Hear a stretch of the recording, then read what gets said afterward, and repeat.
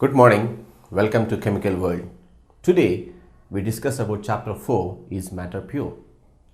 Before going into deep depth of the topics, let us discuss about what is meant by purity.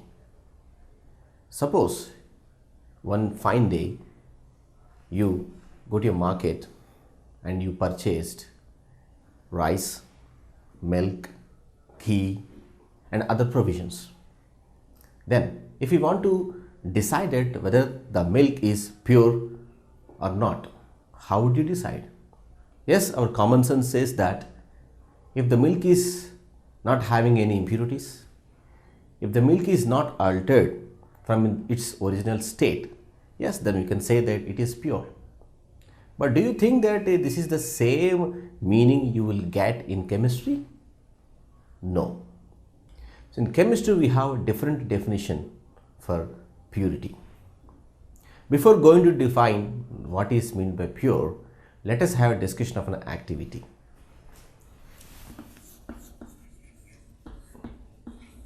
So an activity. Suppose you have taken a container and this container is filled with milk. This is milk. Now this milk is spent using a milk churner.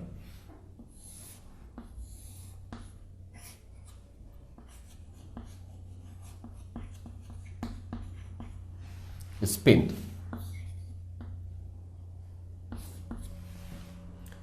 So after some time, what you observe? You observe that some paste type of material is coming out of the milk. Paste type of material coming out of the milk, and this paste is called cream. Now my question is that if I say this cream is pure, do you agree with me? Yes, cream is not pure because cream is consisting of some components. Take another example, fruit juice. If I say that fruit juice is a pure fruit juice, is it correct according to chemistry? No. Fruit juice is not pure because fruit juice consists of fruit pulp, water and sugar. So it consists of so many components. Even if you take water, if it's a pure water, according to chemistry, water is not pure because water consists of many salts and minerals. So according to chemistry, purity is not that it is having so much of pure composition. Chemistry says pure in a different way. If you see all these three examples, you can understand that fruit juice is a mixture of many components. Water is also a mixture of many components.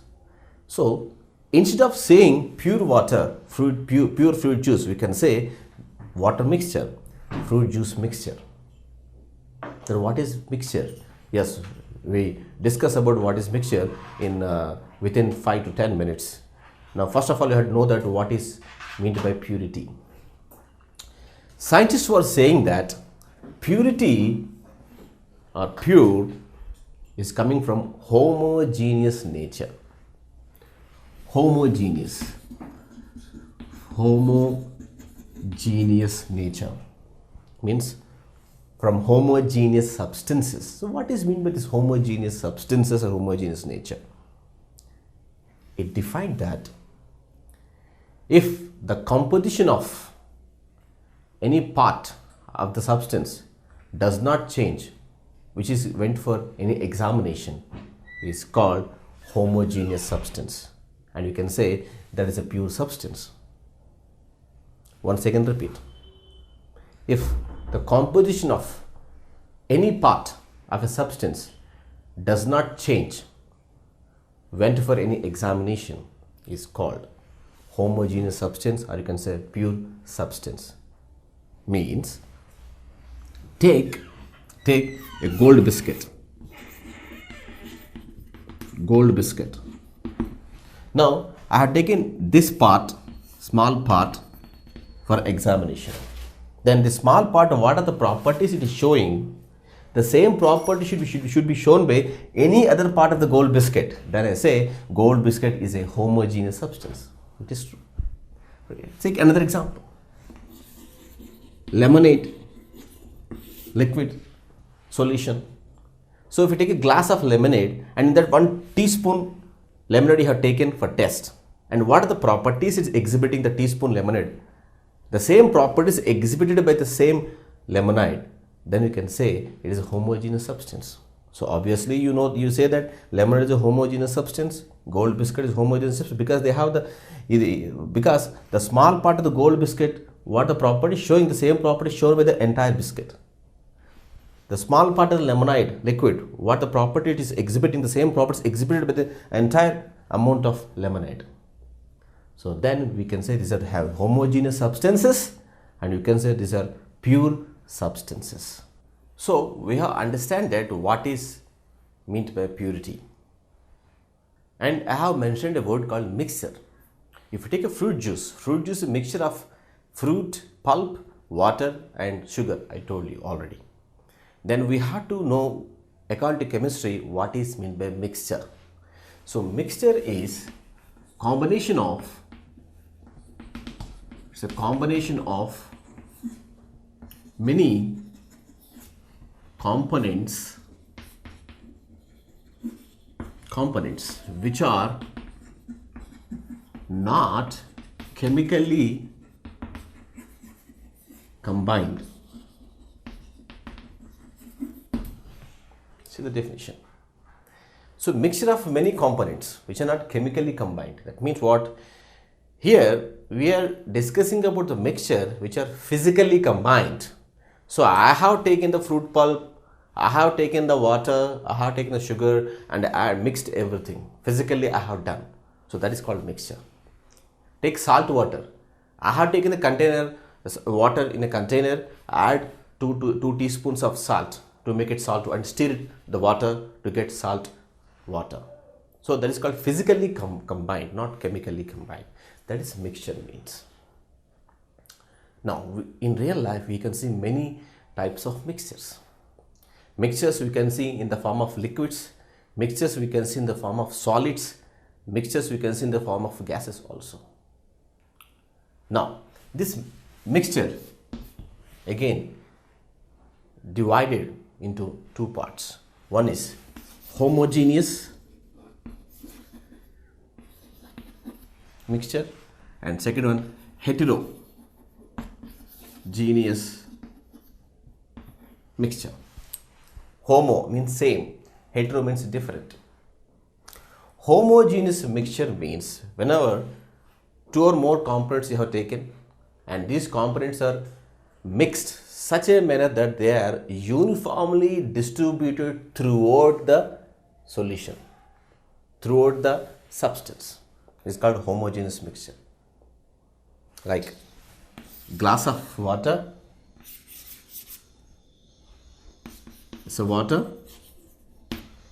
and you added sugar. These are sugar particles. This is sugar.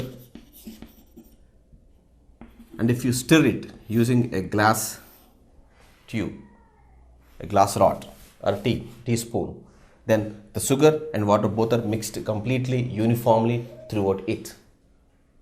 Then you can say it's a homogeneous mixture.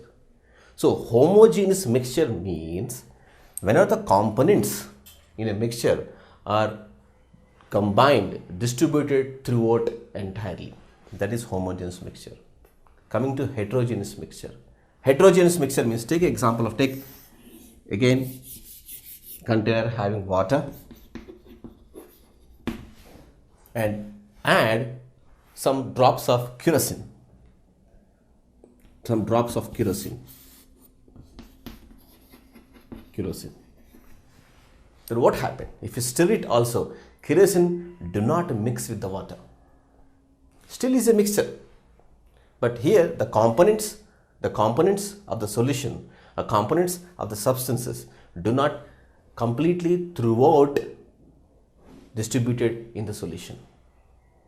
So the components in the solution are not dissolved completely, are not distributed uniformly throughout it, is called heterogeneous mixture. Now, let us discuss about solution. Solution is also a mixture. It is also some form of mixture only. What is different as it is also a combination of many components in a mixture, and those components in the mixture are not separated by the method called filtration. Then it is called solution. Okay. So, when components of a mixture are not separated by the method of filtration, then it is called solution. Like salt water, sugar water, like that. Now, in these solutions, again, we will get two components, mainly two components we will discuss. We will use those words in the area of solution. What are they? One is solute. The second one is solvent. Solute and solvent. First, I will tell you what is meant by solvent. Solvent, see the noun form, solvent. So, it is also a component in a solution. But it is a component in a solution which completely dissolves the other components. Then it's called solvent. So, once again repeating.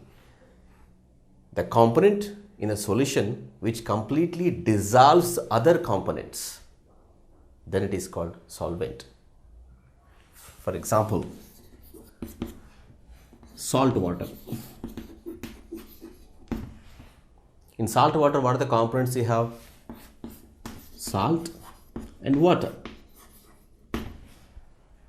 Now, in this, which one dissolves the other components? Yes, you are correct. Water. Water dissolves the salt inside it. So, water is a solvent.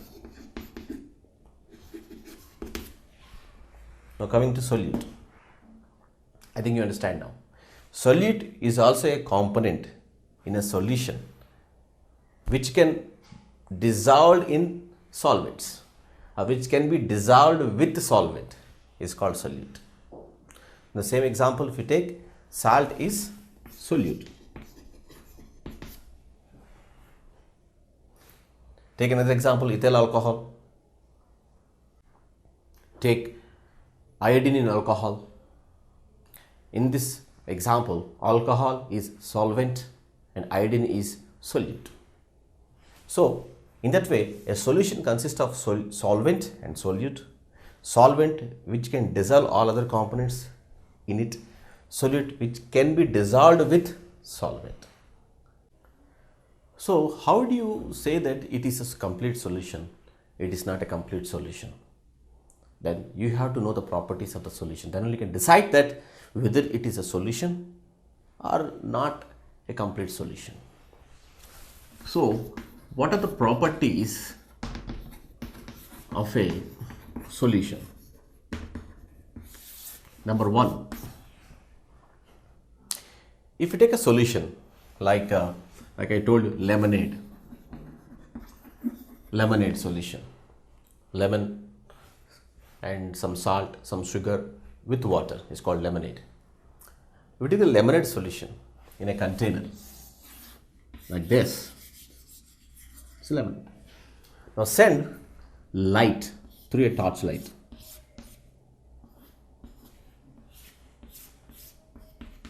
So you have sent light through torchlight through lemonade, and you observe no light paths or no light traveling rays through the solution. Then you can say that it is a solution. So the first property says that a solution cannot disperse or cannot scatter the light when it passes through it. So first point is it cannot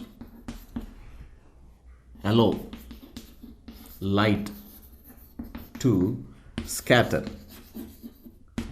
through it.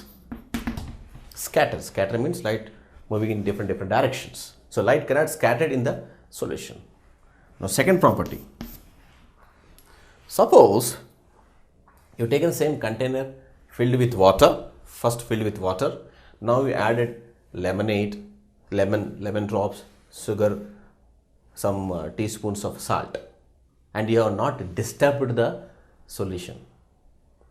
Then after some time you cannot see any component is settled down at the bottom of the container, then we can call it is a solution.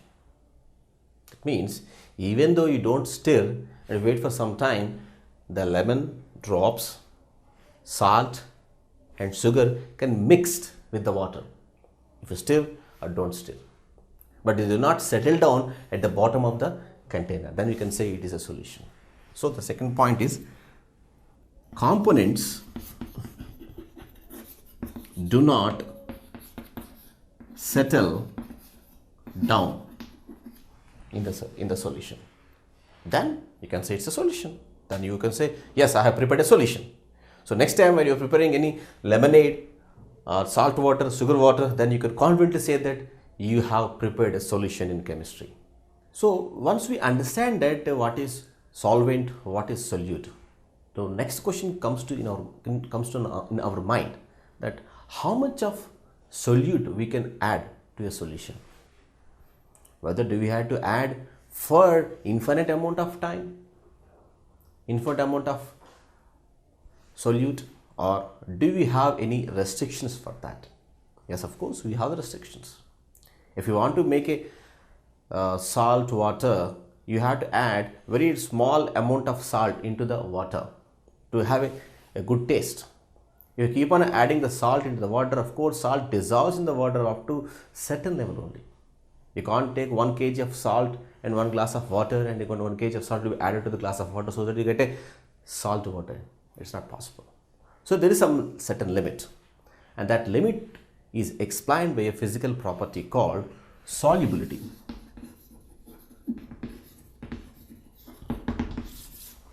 Solubility. Solubility says that it tells you that how much amount of solute can be added to a solution at a certain temperature. Okay, so what solubility says, the amount of solute is added to solution at certain temperature is called solubility. With this solubility factor, we can tell that whether the solution is concentrated or dilute. Take an example. The example what I am saying, that you have taken 50 grams of water in a container and you added 5 grams of sugar in it. Now another case, 50 grams of water you have taken and you added 30 grams of sugar. 30 grams of sugar. Now tell me which is a diluted one, which is concentrated one. 50 grams of water, 50 grams of water. Both quantities are same. And here you know that water is solvent, sugar is solute. Here the sugar composition is very less, sugar composition is very high. So which is concentrated, which is dilute? Yes, you are correct. This is dilute, as we have less amount of solute in the solvent, and this is concentrated because more amount of solute with the solvent. So a concentrated solution is the one where you have more amount of solvent in the solution, A dilute solution is the one where less amount of solute in the solution. Understand? So this dilute and constant factors also decided by this solubility. So we understand about what is concentrated solution and what is dilute solution. Let me introduce two more words. Saturated solution, unsaturated solution.